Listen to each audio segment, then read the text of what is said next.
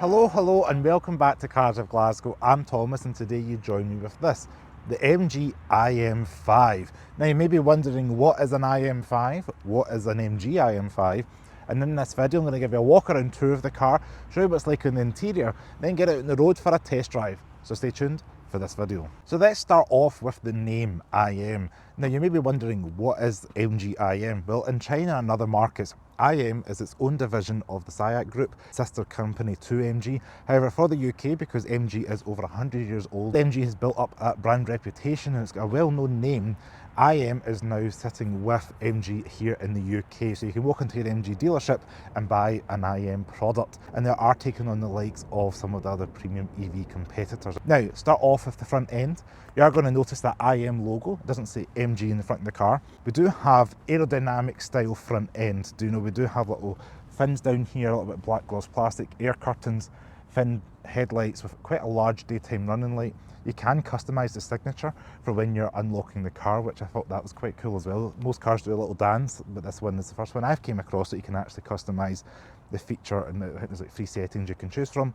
We do have a front frunk or front fruit with a little bit of storage in there. It is quite small, but at least you can get a couple of charging cables, whatever it may be, down there. And then down below we do have the IM high performance sensing unit for all your radar cruise control and things like that. Now this car is covered in cameras, similar to what you see in Tesla and things like that. It can detect people and objects when you're out on the road and driving, and we'll touch on that when we get to the driving portion of the vehicle. Now this car is riding on 19-inch Hankook Ion Evo tyres, and this one has got aero cover style in the centre of the alloy wheels. Interestingly, this car uses Continental brakes. That's 4-piston brakes on the IM5. I was expecting Continental tyres, just get my head around it for Continental brakes, but that is what this car offers. You can get a performance model, and it is worth mentioning the standard range model starts around £39,495 without any options, and then that uses a 75 kilowatt hour battery. The long range model here uses a 100 kilowatt hour battery, as does the performance one. Now we can touch on more of the specs when we get inside the vehicle, but on the side of the car you can see you've got flush door handles, that kind of coupe-fied looking rear, big glass panoramic roof up top, cameras galore, and I quite like the fact we've got flush door handles. You can unlock it on the key or you can touch it there and it pops out. It's a little bit like a Tesla Model S, the way it's styled in terms of popping out, and you literally put your hand in there and the doors open and close. I think that's quite a cool feature. Round the rear of the car you can really see where that aerodynamic is paying off. I really like this kind of ducktail built into the spoiler, and this reminds me of an Aston Martin, maybe like a DBX or something, but just this piece here, very Aston Martin-esque, and this little portion here reminds me of the DBS from maybe like 4 years ago or something. It's quite a cool like nod to, I guess, other British manufacturers. We do have the IM logo here with MG IM5. Over on the rear, there's not too much else to say. That's my favourite part. Down here, black gloss plastic, little aero fins down here, parking sensors, camera.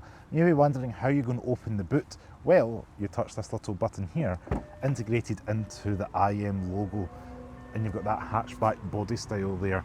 In the rear we do have 457 litres of boot space, 60/40 folding seats. It's all lined with the fuzzy stuff, which is quite nice, but there's no secret compartments or anything. This is all kind of stuff you're not meant to use. Underneath the floor is all electrical gubbins. It's not even designed really your consumers to go underneath there, because all your electric gubbins are under there, so I would just leave that velcro down and just enjoy the boot as required. We do have an IM magnetic piece there, and then we've got tie down hooks as well, so maybe if you want to carry a small fridge or something, you have that option there. But yeah, not too much else to say. The boot, apart from it being fairly practical, you could probably get golf clubs, a couple of suitcases in there, and you're good to go. When you step inside the IM5, you do get an animation of the car and a little bit of soundtrack that plays. But we do have accept and agree things. We do have a 26-inch touchscreen here.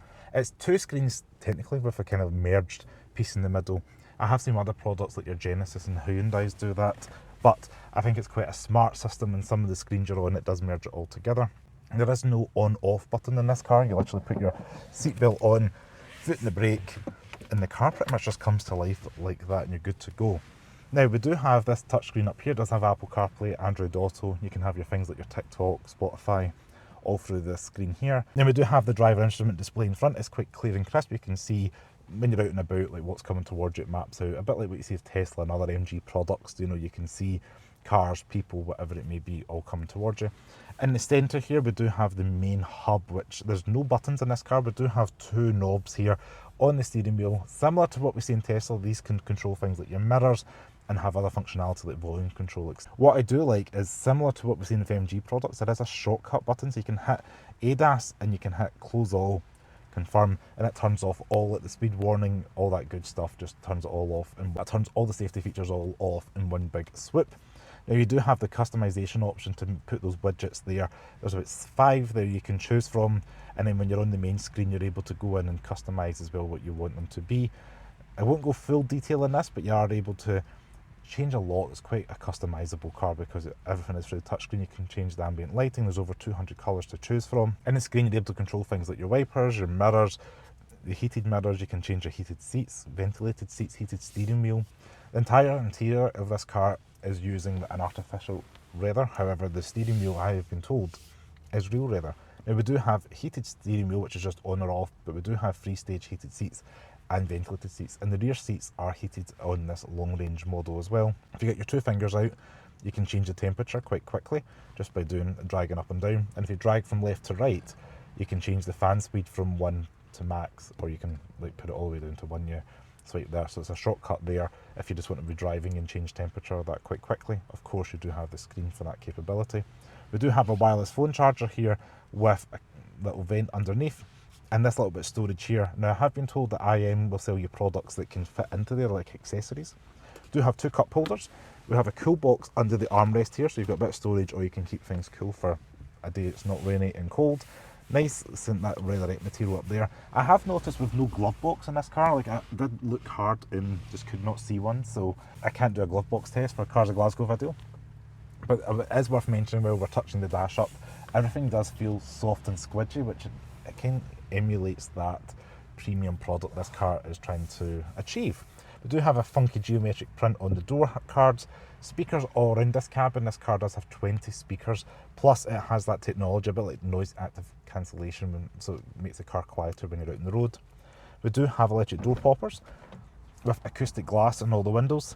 You're able to lock the doors as well, touching that button. The grab handle's integrated into where the armrest is, so that's quite a little feature as well. It's kind of a delicate nod to where the armrest might be, or where the armrest has a duality of being a grab handle as well. It's not an obvious thing. We do have 4 window switches, which I always commend a car when we've got 4 electric window switches. You cannot take that for granted. Left hand side stock is where your indicators are going to be, as well as your wiper control. You can change your wiper sensitivity on the screen, but you can change your main wipers if you want to leave them on auto, for example, on the twisty knob on the left hand side. And when you do indicate, it does bring up your blind spot camera on the left hand right hand side of the screen here. So if you indicate left, we've got it on the left. You indicate right, it comes up on the right. And the noise you might not pick up in the microphone today, but depending on what side of the car you're indicating, if you're indicating right or left, it plays the audio on the left or the right. So that is worth noting as well, for that's quite an interesting feature. We do have a column shifter, which I think is just the way now. It just makes things nice and easy and tidy in the centre here, especially for electric cars. We do have a bit of storage underneath. And then the steering wheel, as I said, I've only got those little rotary knobs there which do multitude of things. They scroll up, they scroll left and right. But yeah, overall up here, comfortable enough. This seat's about 12-way adjustable for the driver, and I believe it's 6-way for the passenger. They are super soft and comfortable. They remind me of like a French car, the way they're all kind of like quilted and padded. It's like fantastic. You can get a grey and you can get like a soft white colour, which is quite nice. Depends what kind of feature and what you want. If you're maybe having kids, the darker grey is going to be the colour for you. But I do quite like the ambience of the white one as well. It makes it look a little bit more light and airy, especially with the big glass roof. One last thing I want to mention is we've got a little bit of vanity mirror here, which has got a folding cover with a light. But check this out. This mirror here, you can stow away. Now, as far as I am aware, I cannot see a thing to get a rear visibility camera. There are some cars that have got the digital camera, so I don't know why you would want that, but you do have the capability of storing this little mirror away and tucking it into this kind of dome up here, if you desire. So yeah, I thought that's quite a fun feature. Now you join me in the back of the IM5. I'm 5'11". Now this seat is on easy entry and exit, so that's why it's as far back as possible. But I do have decent enough foot room. I do have mat pockets for both the passengers in the rear, climate vents, and we do have a USB-C charger. We do have quite a flat floor in the rear as well, which is always commendable for an EV, which means I should be able to perch myself in the back of the car and not have to intrude too much on the side passengers. Again, I've got an inch or so of headroom there between me and the glass roof, so you can sit not too bad if you're getting 3 adults back here. The seats are just as comfortable as you expect and see from up front. They're nice, soft, squidgy. Isofix points on the outer seats, and we have an armrest here with 2 cup holders in the back. We've got little rubber bits as well for cans of juice. In the back of the seats we do have IM mag bits there, which again you can accessorise and buy little accessories to clip onto there if you desire. Same as what we've seen up front and what we've got in the boot. Kind of where the C-pillar is, we do have a little lever you can pull to give yourself a little bit of a recline. So if you do want to give yourself a little bit more room on a journey, you can do that, or you can pull it up if you want it upright and maybe maximise cargo space. So you do have that flexibility here in the back. You've also got a little bit of a hook here for maybe hanging your shirts and things like that, and you can see we've got speakers in the back of this car as well. So you've got those Twit speakers all around in the cabin. So when you do have the radio on or a good song, you can have almost that Dolby feeling without it being Dolby Atmos. It's quite a good sound system in this vehicle. Door cup materials are just as plush as you expect up front. All this kind of leatherette material, all soft squidgy, pretty much from the top down to halfway. We've got an electronic door popper, acoustic glass, a little speaker, and then we do have a little bit of a door bin. It's quite small, so maybe not something like a bottle of juice, but we do have like enough room for a packet of crisps, sunglasses, whatever it may be. And if you need to, if we close the door, your mechanical door release is in there, so you can pull that to override the electronic popper doing a thing in the case of an emergency. So your mechanical door release is located inside the door bin there, so that is worth mentioning in case of an emergency. Alright, you join me behind the wheel of the IM5. Now the first test we're going to be doing is we're approaching a small roundabout, indicating right. We do get the camera on the B pillar, I think it is, or is it on the right hand side of the car anyway, popping up a little bit like you see in other cars. I love it when manufacturers do that. It just helps with a lot of visibility, especially at faster speeds. It means you don't have to take your eyes off the road or anything. It may make you a little bit lazier and dependent on technology, but it is a good feature to have. I'm cruising along at 3.1 miles per kilowatt hour at the moment. This does have various drive modes. We've got Comfort, Eco and Sport. There's Eco, or Super Eco, sorry, with Eco Light. You can make it really efficient and dull down the experience. For around town driving, I like it in regular comfort mode. It's comfortable enough. It's got a decent suspension setup, but it does feel set up for UK roads as well. They're pretty well set up in a solid feeling car. Nice and comfortable. Visibility is good. The way the bonnet slopes down, you've got those little like haunches on the wheel arches there, so overall visibility is decent out front. Rear visibility, the mirrors are fine. However, the central mirror there, it's quite small, as is the window, so you can't rely on it too much. And I was obviously testing this car earlier on, so I have the headrest up in the middle, so that's limited visibility by about a third of already a small area. So again, maybe something worth having that middle headrest down or removed. Pop it into sports mode, 60, and it's no slouch at all. We got up to 58 miles per hour there. Now it is quite heavy rain, so I'm not going to be driving too enthusiastically, unlike when we had the Cyberster, which was a lovely crisp day. Today's rather dreek and rainy, but the grip on the tyres we're moving along this B road not too bad, and it's doing a good job. Been driving this car for about an hour now, and okay, the conditions are less than ideal, being heavy rain in Scotland, grey, whatever it may be. It's cold, but it's 8 degrees actually today, the car's telling me, but it's doing a good job. It gives you good feedback through the steering as well. It's not overly heavily assisted, but the throttle input is just there. It's snappy, so it's definitely something that you could enjoy and make the most of. I do believe it's just under 5 seconds to 60 with this car, so it's not a slouch with the long range version. Now, I think the kind of person that would be interested in this car is somebody that A, wants an electric car and not an SUV. There's not many of them around. B, it's priced similar to a Tesla Model 3, but perhaps you've had the Tesla Model 3s that you want to try something else. Maybe the Tesla Model 3, you know, some people like that minimalist interior, some people maybe want a little bit more of interior. This is giving you like a plush feeling interior with a few screens and lots of technology thrown at it at this pretty similar price point. They've kind of mirrored what you could see with Tesla in terms of the standard range, long range and your performance model. Now, the performance model I haven't driven, they've not got one here to drive, but that has 0 to 60 in 3.2 seconds, which is mind-blowing. But yes, this car is going to be future-proofed for charging as well, up to 396 kilowatts to charge, built in this 800 volt architecture, so it's a pretty future-proof car in terms of technology underneath. Very good with rapid charging.